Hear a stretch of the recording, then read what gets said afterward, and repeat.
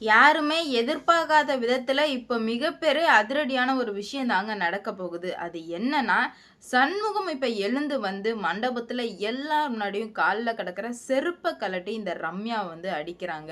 அப்பதாங்க எல்லாருக்குமே எல்லா உண்மையுமே தெரிய வருது. தெரிய வந்ததுமே சரவணன் எடுக்க போற முக்கியமான முடிவ பத்தி தாங்க இந்த வீடியோல நம்ம இப்ப பார்க்க போறோம். இப்ப என்ன நடக்குது அப்படின்னு பார்த்தீங்கன்னா, அண்ணமும் கார்த்திக்கும் வந்து அவங்க மாமாவ தேடலாம் அப்படின்ற மாரி கிளம்பி போயிட்டாங்க. அவங்க கிளம்பி அதாவது மண்டபத்துல தான் அடைச்சு வச்சிருப்பாங்க அப்படின்ற மாரி யோசிக்க முடியாது இல்லையா? அதனால அவங்க வெளிய போயிடுறாங்க. அந்த சமயத்துல இந்த குழந்தைங்க எல்லாம் விளையாண்டுட்டு இருக்கு.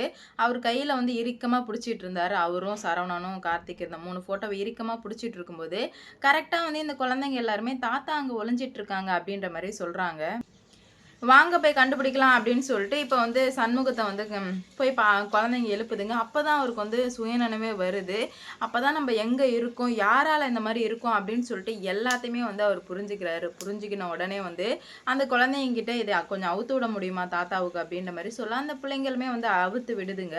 அவுத்து விட்டதுமே இவர் வந்து போறாரு. மண்டபமே வந்து ஒரே பிரளயமா இருக்கு. ஏன்னா சண்முகம் என்ன ஆச்சு, அவருக்கு என்ன பண்ணாங்க, எதுவும் ஒரு விவரமே தெரியாதனால ரொம்ப வந்து குழப்பத்தோட இருந்துட்டு இருக்காங்க. அப்பதான் வந்துட்டு அண்ணத்தோட ஃப்ரெண்டு வந்துட்டு, "அண்ணன் உடனே கிளம்பி வா, உங்க மாமா வந்துட்டாரு" அப்படின்ற மாரி சொல்ல, உடனே திருப்பி வண்டி எடுத்துட்டு இவங்க வந்துடுறாங்க. வந்ததுமே வந்து சண்முகத்த பார்த்ததுமே ரம்யா மிரண்டு போய் நிக்கிறா. அவளுக்கு மூச்சு பேச்சே இல்ல. என்ன சொல்றது போறதுன்னு சொல்லிட்டு சுத்தமா வந்து அவளுக்கு எதுவுமே வந்து புரியவே இல்ல. அப்பதான் வந்துட்டு உடனே அவ வந்து நடிக்க ஆரம்பிச்சுட்டா. "மாமா எங்க இருந்தீங்க? என்னாச்சு உங்களுக்கு?" அப்படின்னு சொல்லிட்டு நடிக்கவுமே அமைதியாவே இருந்துட்டே இருக்காரு. கார்த்திக்கும் அண்ணமும் வந்துடுறாங்க. எல்லாருமே சரவணன், அவங்க அம்மா எல்லாருமே கேட்குறாங்க, "எங்க தான்ப்பா போன?" அப்படின்னு சொல்லிட்டு வாயே தொறக்கல. உடனே வந்து அண்ணன் வராங்க. "மாமா உங்களுக்கு என்னாச்சு மாமா? என்னாச்சு மாமா?" அப்படி இப்படின்ற மாரி கேட்க, "கண்ணு எனக்கு ஒன்றும் ஆகலை. ஆனால் அங்கங்கே அடிபட்டிருக்கு. என்ன உடம்புல கயிறுலாம் இருக்குது?" அப்படின்ற மாதிரி கேட்க அப்பதான் சொல்கிறாங்க. ஊர்க்காரவங்களும் கேட்க ஆரம்பிச்சிட்டாங்க. "ஏன்பா சண்முகம் என்ன நடந்துச்சுன்னு சொல்லுப்பா. நாங்கள் எல்லாரும் பதறி போயிருக்கிறோம்ல. சொல்லுப்பா என்னன்னு" அப்படின்னு சொல்லும்போது, "என்ன நடந்துச்சு நான் எப்படி சொல்ல முடியும்? என்ன தான் வந்து கடத்திட்டாங்களே. கடத்தி தான் வந்து என்னை அடைச்சி வச்சுருந்தாங்களே" அப்படின்ற மாதிரி சொல்ல, "கடத்தி வச்சுருந்தாங்களா? என்னப்பா சொல்கிற?" அப்படின்ற மாதிரி கேட்க, "ஆமாங்கய்யா. என்னை கடத்தி அடைச்சி கொடுமைப்படுத்தி வச்சுருந்தாங்க" அப்படின்ற மாதிரி சொல்ல, "யாருப்பா?" அப்படின்ற மாதிரி கேட்க, வேற யாரு? இந்த கமிஷனர் மேடம் தான் அப்படின்ற மாரி சொல்லவுமே, உடனே வந்து ரம்யா, ஐயய்யோ! மாட்டிக்கிட்டோமே! எப்படி இதுலேருந்து எஸ்கேப் ஆகுறதுன்னு தெரியாம ரம்யா வந்து, "ஏன் மாமா இப்படிலாம் பொய் சொல்றீங்க? உங்கள கடத்தி நான் என்ன பண்ண போறேன்?" அப்படின்ற மாரி சொல்லவுமே, "ஏன்னா என்ன கடத்துனா என் மருமக மேல ஈஸியா நீ பழிய போட்டுட்டு போயிடலாம் அப்படின்றதுக்காக தான் நீ இவ்ளோ பண்ண" அப்படின்ற மாரி சொல்ல, "இப்படி அபாட்டமா வந்து பொய் சொல்லாதீங்க மாமா" அப்படின்ற மாரி சொல்லவும், "யாருக்கு யாருடி மாமா? எவ்ளோ பொய் சொல்லிட்டு போவ? என் புள்ள உன்னை லவ் பண்ண பாவத்துக்கு இன்ன வரைக்கும் நாங்க அனுபவிச்சுட்டு இருக்கோம்" அப்படின்னு சொல்லிட்டு ஓங்கி ஒரு அறை விட்டார் பாருங்க.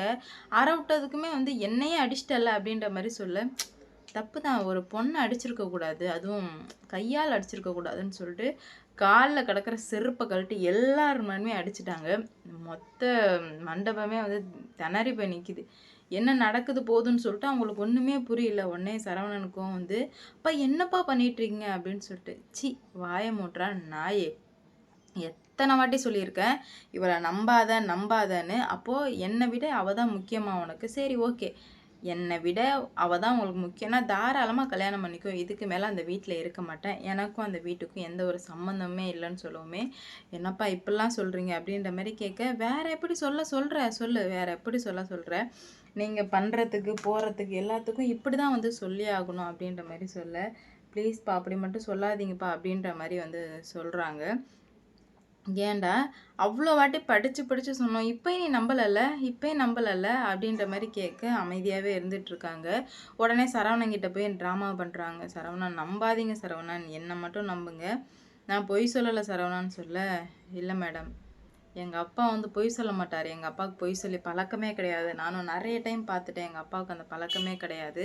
நீங்க இவ்ளோ மோசமா வந்து நடந்திருப்பீங்க" அப்படின்னு சொல்லிட்டு கொஞ்சம் கூட எதிர்பார்க்கவே இல்ல. "இதுக்கு மேல என் மூஞ்சிலே வந்து முழிச்சிராதீங்க மேடம்" அப்படின்ற மாரி சொல்றாங்க. "என்ன சரவணன் என்ன போயிட்டு வேணான்னு சொல்றீங்களே" அப்படின்னு சொல்லிட்டு, "ஆமா எனக்கு என் குடும்பம் கண்டிப்பா முக்கியம். உங்களையே நம்பிட்டு இருந்தா சரி வராது. நான் வந்து அடுத்தடுத்து பார்க்கணும் மேடம். தயவு செஞ்சு என்ன விட்டு போயிடுங்க அப்படின்ற மாரி சொல்லவுமே, இப்பதான் நம்ம அண்ணன் வந்து, "நீ இவ்ளோ கேவலமா சீப்பா கேம் ஆடுவேன்னு தெரிந்தா, உன் கூடலாம் நான் போட்டி போட்டுருக்கவே மாட்டேன்டி.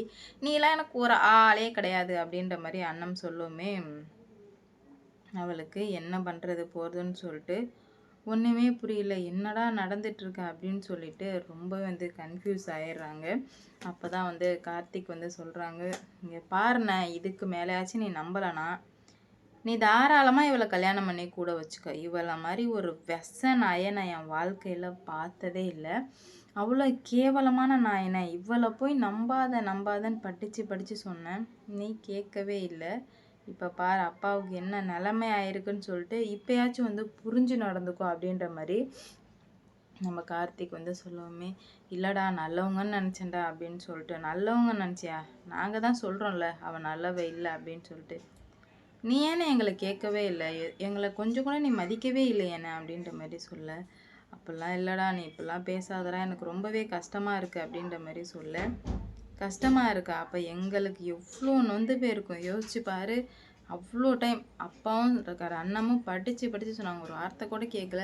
அப்பா உயிருக்கு எதனா ஆயிருந்தா என்னடா பண்ணியிருப்ப?" அப்படின்ற மாரி கேட்கவுமே, எதுவுமே சொல்ல முடியல. ரம்யா தலை குனிஞ்சு நிக்கிறா. ஏன்னா, அவ எப்படியாச்சும் வந்து ஜெயிச்சு இந்த வீட்டுக்குள்ள வரணும்னு நெனச்சா. ஆனா, இதுக்கு மேல எல்லாமே வந்து தோல்வியில முடிஞ்சிடுச்சு. ம். நம்ம சண்முகம் பண்ண காரியம் உங்களுக்கு பிடிச்சிருந்தது அப்படின்னா, மறக்காம லைக் போட்டு கமெண்ட்ல சொல்லிட்டு போங்க. ஏன்னா, வேற லெவல்ல மாஸ் காமிச்சிட்டாரு அவரு. கொஞ்சம் கொஞ்சமா வந்துட்டு சரி பண்ணிக்கலாம், எல்லாத்தையும் பார்த்துக்கலாம் அப்படின்னு நெனச்சிட்டு இருந்தாரு. ஆனா, இதுக்கு மேல எதுவுமே பார்க்கவே முடியாது. எல்லாமே வந்து கைமீறி போயிடுச்சு அப்படின்ற ஒரு உண்மைய வந்து அவரு புரிஞ்சுக்கிட்டு, நான் வந்து உனக்கு தாலி எடுத்து குடுக்கணுமா? எத்தனை ஜென்மம் ஜென்மம் ஆனாலும் என்கிட்ட இருந்த தாலி கண்டிப்பா வந்துட்டு எத்தனை வருஷம் ஆனாலும் நான் இந்த தாலிய மட்டும் உனக்கு எடுத்து குடுக்கவே மாட்டேன்.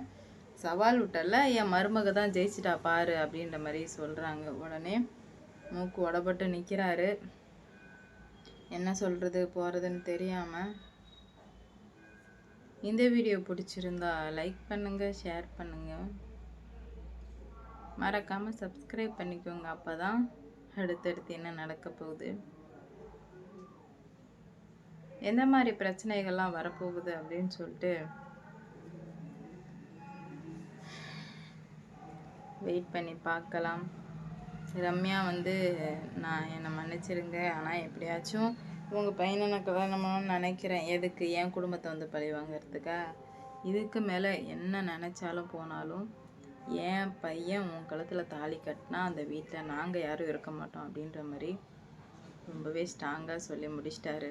பார்க்கலாம் என்ன நடக்க போகுது, என்னென்ன மாதிரியான பிரச்சனைகள்லாம் வரப்போகுது அப்படின்னு சொல்லிட்டு வெயிட் பண்ணி பார்ப்போம். லைக் பண்ணுங்க, ஷேர் பண்ணுங்க, சப்ஸ்கிரைப் பண்ணிக்கோங்க.